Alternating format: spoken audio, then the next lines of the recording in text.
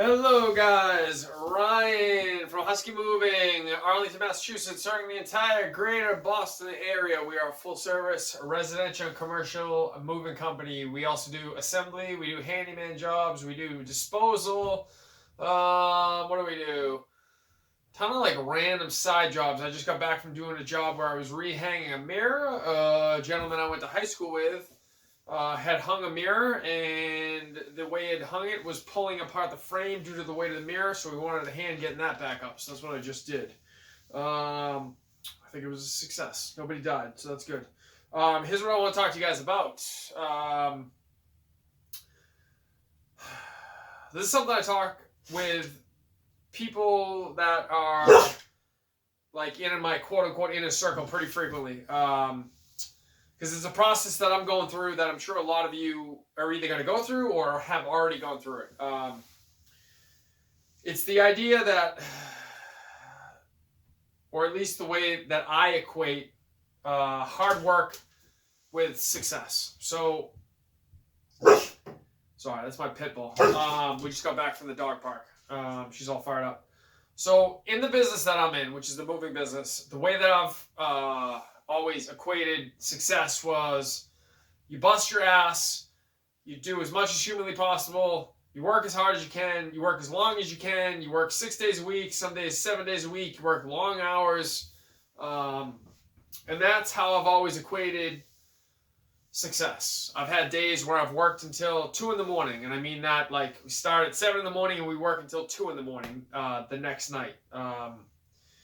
And that's kind of how I've grown up. That's how I've equated things. That's, for right or wrong, how I've framed my mind to think of myself as being quote unquote successful. So one of the things that I've gone through as I've started my own business was this idea that coming to grips with the fact that, hey, maybe I've been looking at this wrong this entire time. Maybe a lot of that was like foolishness. Maybe that was misguided.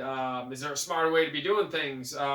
Is this the story that I told myself to make me feel good about myself, even though there was a smarter way I could have been doing things? So that's one of the things I'm coming to grips with that I want to talk to you about. This idea that the harder, the longer you work, the better you are, the more successful you are. And one of the things that's happened is, as I've started to raise my rates up higher and higher, is that by default you get less work because there's a smaller percentage of the population that is willing or able to pay that rate. So, if you have a low rate, your available people is going to be this big, and as you raise your rate higher and higher and higher, your available people is going to shrink.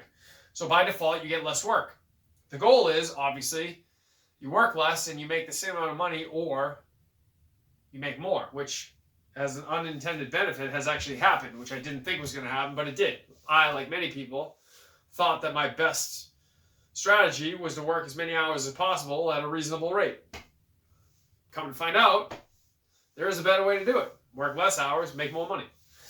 So that's the process. But what happens is, what I want to talk about is, by default, you're going to be working less, which is a good thing. You're working less, you're traveling less, you're putting less wear and tear on your tools, your truck, your body, blah, blah, blah. But what it means is you're going to have more free time. So if you're not used to having that free time, like I grew up working 6 days a week at a moving company. And, most of our days were relatively normal days. So, your entire week is filled with moving. So when you start to have some free time in the week, it feels weird. You literally feel as if, I'm not going to say I feel like a failure, because I don't at all on any level. But it is weird having all these hours already set aside for doing something, and then you raise your rates, and now all the hours that you have are significantly less. Even though I'm making more money, I'm still working less, which by default feels weird to me. And so that's a process I've had to go through that hopefully you have to go through at some point too. Working less, making more money, but being okay with working less. There are days when I don't have any work at all. It's relatively unusual for sure.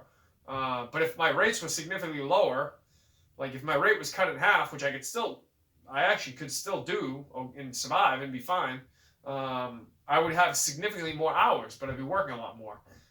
So like today, for example, I only had one job, and it wasn't even a big job, which is okay because I've been working a lot anyway, so it's not a big deal. But today I only had one job, but 2 days ago or so, I worked for like 5 hours, and I made like, I don't even know the exact dollar amount. I made like, I don't know, I made at least 4 times what I used to make for the same amount of time. And so then the next day, I'm working again, and I got a good amount of hours booked that day. And then today, my point of the story is, this is the entire point of the story, is today I wake up and I have very little work. I only have one job today, which to me feels really weird. It was like an hour-long job. It was like nothing. I'm like, I feel like I'm not working. And I had to force myself to remember the fact that 2 days ago I made like 4 times what I was used to making in that time frame. And then yesterday, I don't even know what I made. It doesn't matter, but I made plenty of money yesterday. And so today, when I started to feel guilty about having this free time, I had to physically remind myself, yo, chill out. Like, this is okay. Like, you made a ton of money the other day. You're good. You made a ton of money yesterday. You're good. This is fine. Take you 1 hour today and just be happy with the 1 hour. Blah, blah, blah. You get more free time dealing with your dogs. You got more free time to spend with your family and friends and do the things that you want to be doing rather than working. So it's a process mentally that you're going to have to kind of force yourself, I think, if you grew up a certain way, or you maybe grew up like I did. Like, there's a lot of people on this planet that grow up with wealth. I didn't grow up with wealth. And so they have this concept of like poor man's mentality, rich man's mentality. I'm very well aware that I grew up with a poor person's mentality. I was told things that people thought they were doing me a favor, but they were actually in many ways doing me a disservice, because they told me the same thing that their parents had told them. Like, the key to getting ahead in the world. What are the keys? People always tell you, work hard, blah, blah, blah, and put your money in a bank and save your money and don't spend it, and blah, blah, blah. In theory, I understand what they're doing, but that's not the way to create wealth. So that's something that I'm working through now as someone who didn't grow up with wealth. And that's okay. A lot of you guys aren't going to have grown up with wealth. And if you did grow up wealth, you're probably not going to be watching this video. But I will tell you a quick little side story. And this is kind of random, but it kind of very succinctly explains the difference between like a rich mentality and a poor mentality. One of my ex-girlfriends always did really well financially. She's making a lot of money, and I forget exactly how it came up, but one day she was thinking about buying something. It was an expensive purchase. I forget what it was. I think she was thinking about getting a new car. And it was a high-end car. It was a nice car. And she was trying to work through the issue of whether she was going to buy it or not. And I think I said something. I don't even remember what I said. I said something. I'm going to use the term. I said something like poor. And she immediately was like, yeah, I think I'm just going to get it.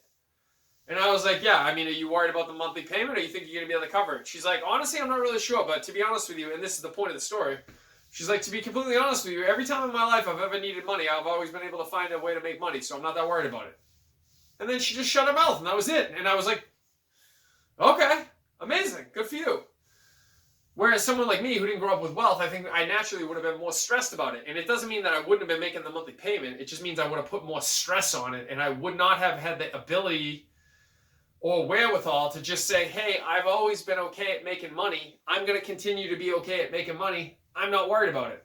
I would have worried about it, because when you come from not having a lot, you always have that mentality of, hey, maybe I'm going to go back to not having a lot. I don't want to get back there. So you stress about things that other people don't always stress about.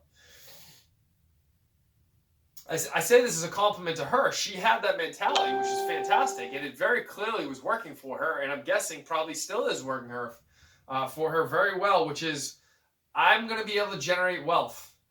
And so I'm not worried about it. And they say this about people who, one of the mindsets that rich people use that poor people do not use oftentimes, if you talk to them, is the rich person figures out what they want and then decides what they need to do to get it. Whereas the poor person will just say, yeah, I just can't afford that. Very different way of looking at things. If you say, I want to go to Aruba, here's what I got to do to get there, it's very different than just saying, I don't think I can afford to go to Aruba. One's a self-fulfilling prophecy. The other one is a plan of action. And that's important. Very important. So, I guess I don't really have a summary. I just want to explain to you that at some point, you guys might be going through a similar process of like trying to come to grips with the fact that maybe the person you grew up being wasn't serving you anymore. Maybe you need to change some of your ideas. Maybe you need to do things differently.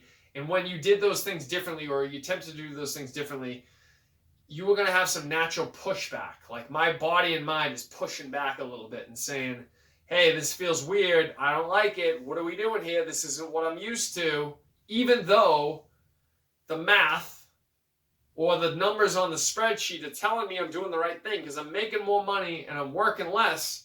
It's telling me I'm doing the right thing, but my brain and my body is saying, wait, what's going on here? This feels very weird. This is going to be something I hope you have to get to at some point. And you have to work through it because this is a good sign, hopefully. But I just want you to know this is a natural thing. It's going to feel weird. You're going to feel some pushback. You're going to have to fight through it and just understand, hey, I got to do things differently if I want a different result. Anyway, guys, I know I was all over the place in this video.